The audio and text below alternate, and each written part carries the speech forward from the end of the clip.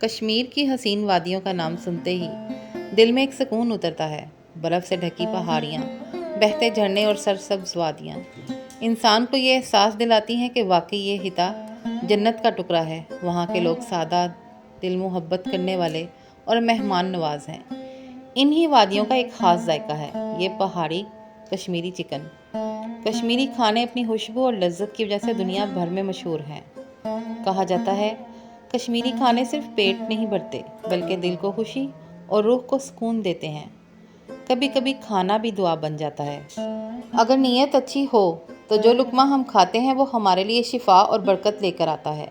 اس لیے بڑے ہمیشہ نصیحت کرتے تھے کہ کھانے سے پہلے اور بعد میں دعا پڑھو، تاکہ کھانے سے صرف جسم ہی نہیں بلکہ روح بھی طاقتور ہو۔ ہمارے دین میں بھی کھانے کے آداب ہیں۔ نبی کریم صلی اللہ علیہ وسلم نے فرمایا کہ جب کھانا کھاؤ تو بسم اللہ کہو اور کھانے کے بعد الحمدللہ کہو۔ یہ چھوٹا سا عمل انسان کو کالی نظر، حسد اور نقصان سے بچاتا ہے۔ رزق میں برکت بھی اسی سے آتی ہے۔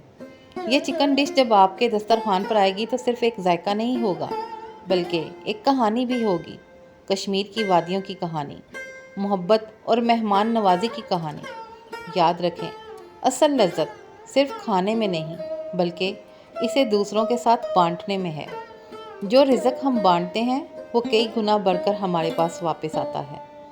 دعا ہے کہ اللہ تعالی ہمارے گھروں کے دسترخوان ہمیشہ بھرا رکھیں، ہمیں حلال اور پاکیزہ رزق عطا کریں اور ہمارے رزق کو کالی نظر اور حسد سے محفوظ رکھے۔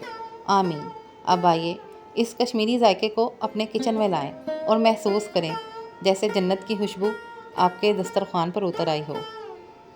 یہ کشمیری چکن کی ریسپی جو آپ اسکرین پہ دیکھ رہے ہیں، سٹیپ بائی سٹیپ ایسے ہی فالو کریں۔ یقین جانیے آپ کو کشمیر کی وادیوں کے وہاں پر موجود کھانوں کا ذائقہ اپنی دسترخوان پر ضرور فیل ہوگا۔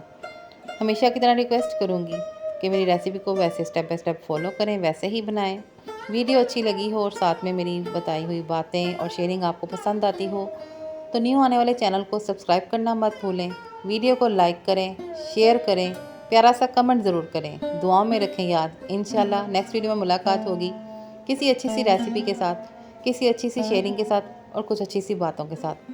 تب تک کے لیے مجھے دیں اجازت۔ اللہ حافظ۔